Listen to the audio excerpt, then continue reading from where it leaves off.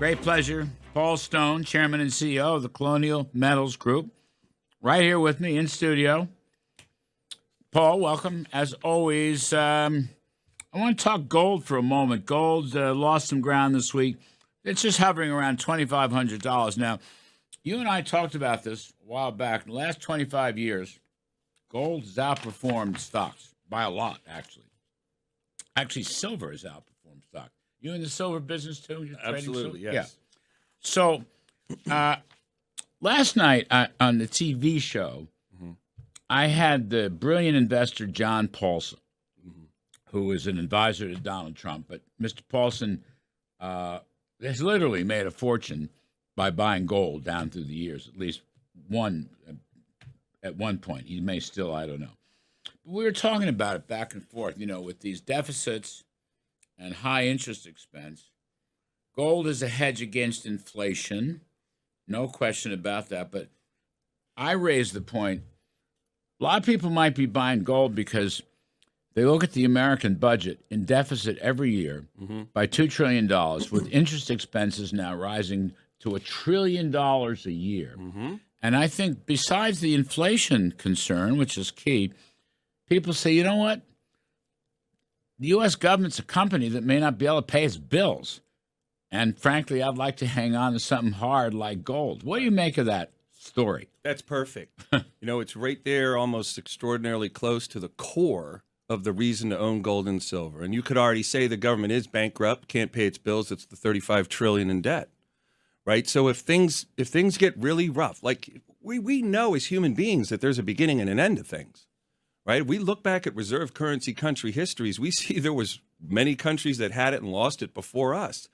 And we can ask ourselves a simple question. Do we have anything in common with those reserve currency countries? Yeah, they had governments that didn't preside well over that success story. They ruined it. And so eventually the government gets so much power that it really can stymie out and crush the economy that surrounds it.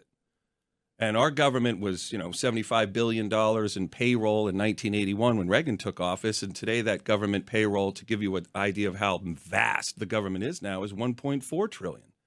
And when you start looking at just those, a general, correct me if I'm wrong, Larry, general tax income for the government is around $2.5 trillion a year. If they're spending $1.4 trillion on payroll and $1 trillion on interest on the debt, they got to print.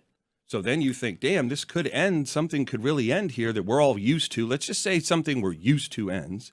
Where would you rather have had your money located when that tough time comes around the corner? And your options are dollar-based investments or non-dollar-based investments. And I would consider real estate still dollar-based. So then there's gold and silver. Which do you prefer?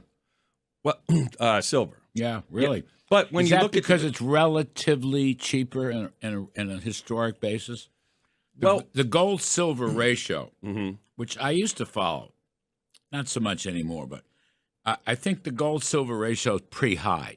So in some sense, silver might be the cheaper investment. Exactly. That's one of the visuals that people look to see. Where am I at? Kind of like a PE ratio, when those used to matter. Yes.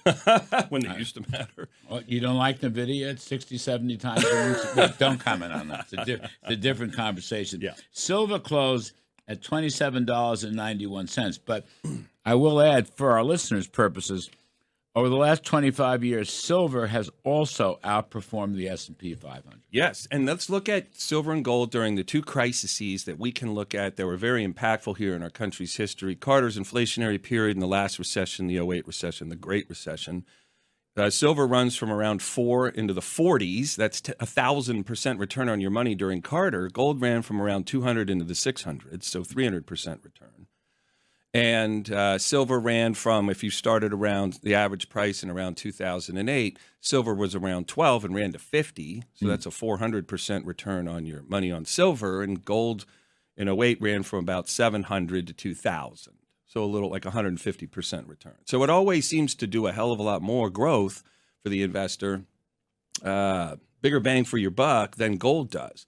Where gold's important is it's the independent confirmation agent that trouble is amid. We have great things to worry about around us. Because if it's not moving and no one wants it, right? If there's no troubles, if we don't have fear of things breaking and we don't have fear of what Kamala could do if she wins on November 5th, if you don't have a fear of any of that, you don't need gold and silver, and I'm doing something different with my life. I know, just going. What me worry. In your operation, Colonial Metals Group, how do people buy gold and silver? They call us. And what do you give them? Physical gold and silver. We have discussions. Physical delivery. Absolutely. I didn't realize that. Oh, that's the whole ball game. So I got to build a new basement, put my gold bars. There's depositories nearby that we could use, but we do send out a free safe to clients that qualify. We have different sizes. Right. We've sent, up to, safes that were, massive. They would hold, thousands of ounces of silver, all the way down to something that would go in your closet. And another question, I get this all the time. That's why I'm going through more definitional stuff today. You like gold, physical gold or silver, both, not gold stocks. Heck no. Talk a bit about that. Thank you, Larry. That's lovely, because it helps people get maybe the final visual what I'm trying to help people see, and that is you've got the perception is our troubles will exist mostly in the digital financial world. So when you move to gold and silver is to try to identify every risk or dependency that you can get off your money. You're trying to get free and clear of counterparty risk. So how do I get out of my gold stocks, my mining stocks? I make a phone call. Well, that world might be struggling and suffering, and I have trouble exiting that position. Everything's going down. Everything's on offer. Nothing's on bid. Exactly. And that's a different game than actually owning the physical gold and silver is what you're saying. Yeah. No, that's an interesting point. It's a very important point. Gold stocks could get clobbered just because everything else is going down. And the exchanges can't stop it. Nobody can stop it. That's a great point. So Paul Stone, CEO of Colonial Metals. By the way, we've got colonialmetalsgroup.com/Kudlow. I'm supposed to say that. Yes, Happy sir. to Thank do you, it. sir. And there's a phone number, 800-621-3908. You can call 800-621-3908. Paul Stone, CEO of Colonial Metals Group. Great pleasure to have you right here